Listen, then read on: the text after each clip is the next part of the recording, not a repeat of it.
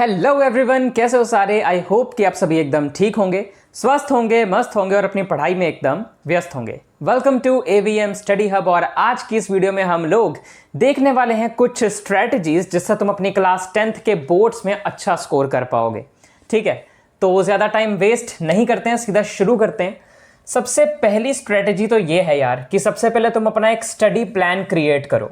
बिना study plan के तैयारी करना ऐसा ही है कि बिना गूगल मैप्स के किसी ऐसी जगह पे निकल जाओ जिसका तुम्हें रास्ता ही नहीं पता। ये भी कुछ ऐसा ही है। अब स्टडी प्लान बनाते समय ना तुम्हें बहुत ज़्यादा कुछ सोचना नहीं है कि मुझे डेली ये शेड्यूल बनाना है कि मुझे सुबह 5 बजे उठना होगा, 5 बजे से 6 बजे तक मुझे वॉशरूम जाना होगा और वहाँ पर इतने 1 घंटे तक वॉशरूम कौन जाता है, पर चलो ठीक है, फिर भी जाना होगा या कुछ भी। मतलब इतनी छोटी छोटी बारीक बारीक चीज़ों के लिए शेड्यूल बनाने की ज़रूरत नहीं है। स्टडी प्लान बनाने का मतलब है बेसिकली तुम सिर्फ इतना देखो कि तुम्हारा सिलेबस कितना है, कितने चैप्टर्स जो हैं अभी जो तुम्हें करने हैं, कितने टाइम में करने हैं। तो फॉर एग्जाम्पल, मैं एग्जाम्पल दे रहा हूँ, बहुत आसान एग्जाम्पल देता हूँ कि तुम्हें टोटल 30 चैप्टर अगर करने हैं, वो भी 2 महीने के अंदर अंदर, यानी कि 30 चैप्टर करने के लिए तुम्हारे पास दिन कितने हैं? 60 दिन मोटे मोटे मान लो कि तुम्हारे पास 60 डेज हैं।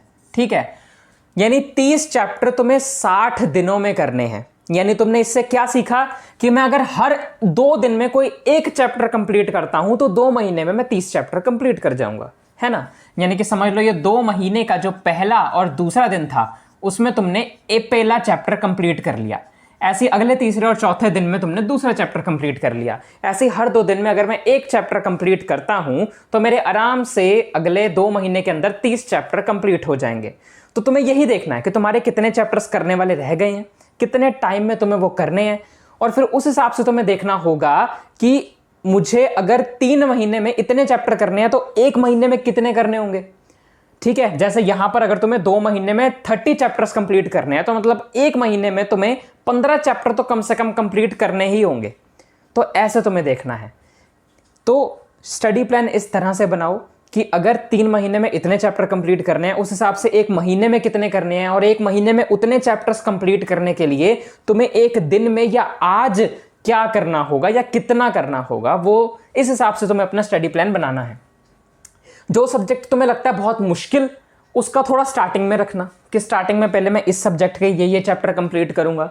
जो उससे थोड़ा आसान लगता है उसे 2nd नंबर पे, उससे आसान लगता है 3rd नंबर पे, सबसे आसान वालों को 3rd या 4th नंबर पे रख लेना। तो इस हिसाब से तुम्हें अपना स्टडी प्लान जो है वो क्रिएट करना है। आफ्टर दैट दूसरी स्ट्रेटजी ये है यार कि तुम्हें अपनी एनसीईआरटी पे फोकस करना है। इस पे तो मैं पहले स्टार बनाऊं भाई, बहुत इंपॉर्टेंट चीज है।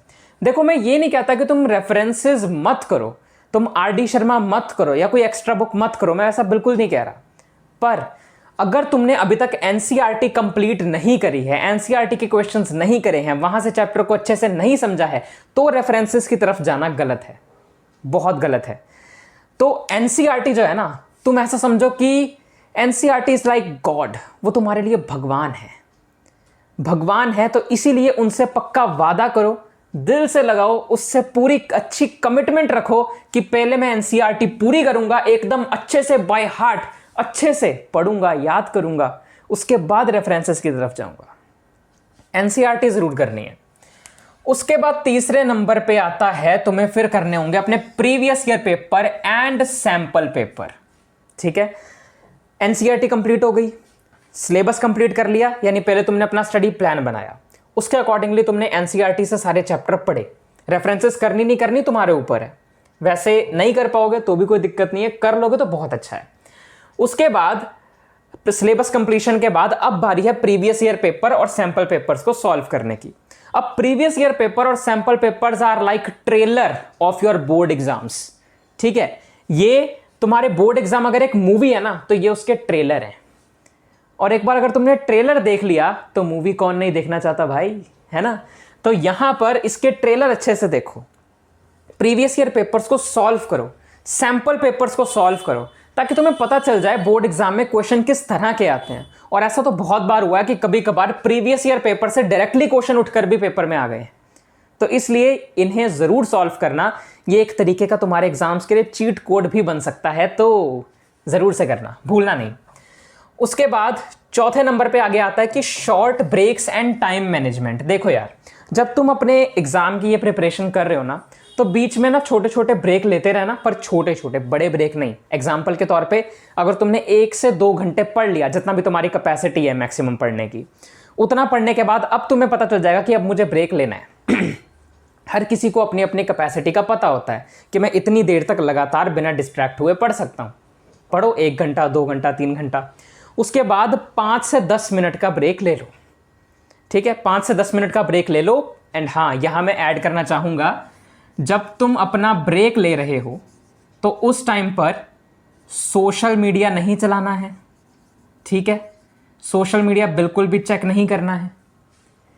कोई वेब सीरीज, नेटफ्लिक्स वगैरह खोल के वो नहीं देखने लग जाना है। ठीक है, रील्स तो बिल्कुल भी नहीं चलानी है। तो ये ब्रेक के टाइम पे तुम्हें नहीं करना है। ब्रेक में तो फिर क्या करें सर? तो ब्रेक में तुम बाहर जाओ, ओपन एयर में खुली हवा का मजा लो, वॉक करके आओ, या फिर म्यूजिक सुन लो हल्का सा, कोई 3-4 मिनट का 1-2 म्यूजिक सुन लो। इतनी ब्रेक बहुत है। इससे ज़्यादा इन सब चीज़ों के लिए तो मैं नहीं कहूँगा कि तुम ऐसे ब्रेक लो, वरना तुम डिस्ट्रैक्ट हो जाओगे और फिर 5-10 मिनट कहाँ 1-1.5 घंटा निकल जाएंगे पता ही नहीं चलेगा। कहाँ में उल्टा होने लग जाएगा। कहाँ हमने 1 घंटा पढ़ के 10 मिनट का ब्रेक लेना था और हम 1 घंटा पढ़ के 2 घंटे का ब्रेक ले रहे हैं, तो वो भी नहीं सही। ठीक है ना।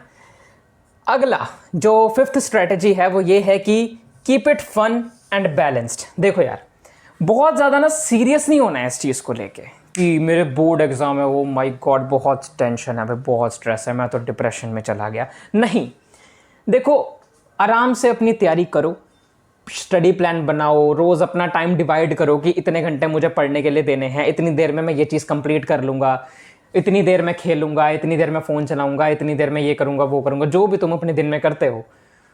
तो इसको बड़ा ही लाइट सा रखो, keep it fun and balanced. Procrastinate मत करना, आलस मत करना, जो टारगेट बनाया उसे पूरा ज़रूर करना। इस चीज़ में मत रहना कि मुझे अपना टारगेट भी पूरा नहीं करना, सर ने कहा था आराम से करो, कोई बात नहीं, बोर्ड ही तो हैं। अरे नहीं, मैं ये नहीं कह रहा हूँ कि इतनी आराम से रहो कि फेल ही हो जाओ, नहीं। तुम्हें अपने बोर्ड्स के लिए तैयारी करनी है, बहुत अच्छी तैयारी करनी है, पर अपने टाइम को पूरा पूरा पढ़ने में मत लगा दो ना, क्योंकि हर कोई 24 घंटे तो नहीं पढ़ सकता ना। अब 24 घंटे को तुम 8-8 घंटे में 3 में डिवाइड कर लो, 8 घंटे पढ़ाई, 8 घंटे मौज मस्ती, 8 घंटे सोना। अब वो तुम देखो कि तुम्हारा टाइम जा कहाँ रहा है। अगर तुम कहते हो टाइम नहीं बच रहा, तो सबसे पहले अपने शेड्यूल की तरफ थोड़ा सा देखो कि मेरा टाइम वेस्ट कहाँ हो रहा है, क्योंकि टाइम तो बहुत है मेरे पास। देख लो ना, 24 में से 8 घंटे अगर तुम सो भी गए, 8 घंटे खेल कूद भी कर ली, तो भी 8 घंटे बचते हैं, है ना। तो देखो कहाँ जा रहा है time. Keep it fun and balanced, light माहौल के साथ स्टडी करो। यहां पर तुम्हें बहुत ज़्यादा मोटिवेशन की ज़रूरत नहीं है कि भाई मैं तो एकदम मोटिवेटेड हूं और अब मैं पढ़ने बैठूंगा, दिन में 8-8, 9-9 घंटे लगातार पढ़ूंगा विदाउट एनी ब्रेक। एक दिन समझ लो अगर तुमने पढ़ भी लिया, वैसे पॉसिबल नहीं है तुम्हारी इस क्लास में, मुझे नहीं लगता कोई इतना पढ़ता होगा, पर अगर पढ़ भी लिया तो अगले दिन एकदम मोटिवेशन डाउन हो जाएगी। इसलिए मोटिवेशन नहीं चाहिए यहाँ पे थोड़ा लॉजिकल और प्रैक्टिकल माइंड चाहिए। तुम्हें अपनी कैपेसिटी का खुद पता होना चाहिए कि मैं कितना कर सकता हूं, मैं कितना पढ़ सकता हूं, और उस हिसाब से तुम्हें यह करना है।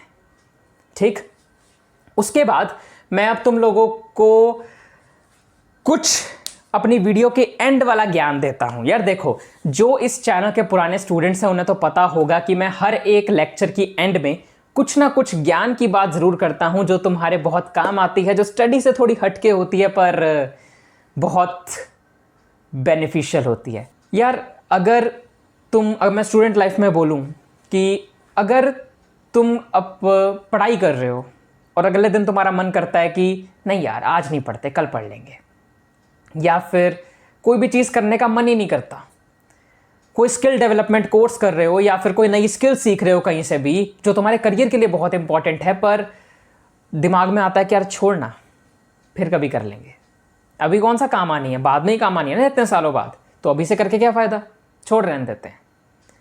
तब उस टाइम पर आंखें बंद करना, अपने पेरेंट्स का, अपनी फैमिली का चेहरा अपने सामने लेके आना और सोचना कि क्या तुझ में बस इतना ही दम था, वो जो लोग तुझसे इतनी एक्सपेक्टेशंस लगा के बैठे हैं उसका क्या, नहीं यार, हारना नहीं है। जब तक तोड़ेगा नहीं तब तक छोड़ेगा नहीं। ये जो इतनी एक्सपेक्टेशंस हमसे लगा के बैठे हैं, हम बस ऐसे ही जाने दें, उसे कंप्लीट ना करें, उस पर खरे ना उतरें, उन्हें प्राउड फील ना करवाएं। यही चाहते हो? सचमुच में मुझे उनकी एक्सपेक्टेशंस पे खरा उतरना है तो उठ जा यार, कर जो तेरे करियर के लिए इंपॉर्टेंट है, वो कर जो तेरी स्किल को ग्रो करेगा, वो कर जो तेरा पैशन है, वो कर जो तुझे खुशी देता है। इसलिए हारना नहीं है यार, करते रहना है। बाकी मैं तुम्हें अब AVM स्टडी हब के बारे में थोड़ी बहुत चीज़ें बता देता हूँ यार, कि अभी फ़िलहाल AVM स्टडी हब पर एक सीरीज़ चल रही है, NCERT detailed series for your class 10th mathematics, जहाँ पर क्लास 10th मैथमेटिक्स के हम हर एक चैप्टर को बहुत ही डिटेल में कंप्लीट कर रहे हैं। हर एक एक्सरसाइज का हर एक क्वेश्चन हम बहुत डिटेल में कर रहे हैं। इस सीरीज़ में अभी तक 3 चैप्टर्स कंप्लीट हो चुके हैं, वो भी बिल्कुल डिटेल में। हर एक एक्सरसाइज का हर एक क्वेश्चन करवा दिया गया है, हर एक एग्जाम्पल करवा दी गई है, हर एक कॉन्सेप्ट क्लियर कर दिया गया है, बिल्कुल डिटेल में, बहुत अच्छे से। और उसकी वीडियोस भी तुम्हें इसी चैनल पर मिल जाएंगी। AVM स्टडी हब पर जाओ हमारे इस चैनल पर और उन वीडियोस को देखो, लाइक करो, शेयर करो, जो भी तुम्हें लगता है फीडबैक है। नहीं भी अच्छी लगती है तो ज़रूर बता के जाना अच्छी क्यों नहीं लगी। इसके अलावा AVM स्टडी हब पर क्लास 9th के लिए कंटेंट ऑलरेडी साइंस का डल चुका है, सिलेबस पूरा कंप्लीट हो चुका है, और भी बहुत सारा कंटेंट यहाँ पे आता रहता है। ऐसी strategy videos, motivational videos, study related videos, जो तुम्हारी क्लास 10th की एग्जाम्स की, बोर्ड एग्जाम्स की जर्नी के लिए बहुत इंपॉर्टेंट है। तो अभी जाओ इस चैनल को सब्सक्राइब करो, नोटिफिकेशन बेल को ऑन करो, वीडियो को लाइक करो, अपने ज़्यादा से ज़्यादा दोस्तों को शेयर करो, नीचे अच्छा सा कमेंट करो, कोई फीडबैक हो तो वो भी दे सकते हो। तब तक के लिए बस मैं तुमसे मिलूँगा अगली वीडियो में अगले अपने लेक्चर के साथ। तब तक के लिए bye bye, take care, bye bye.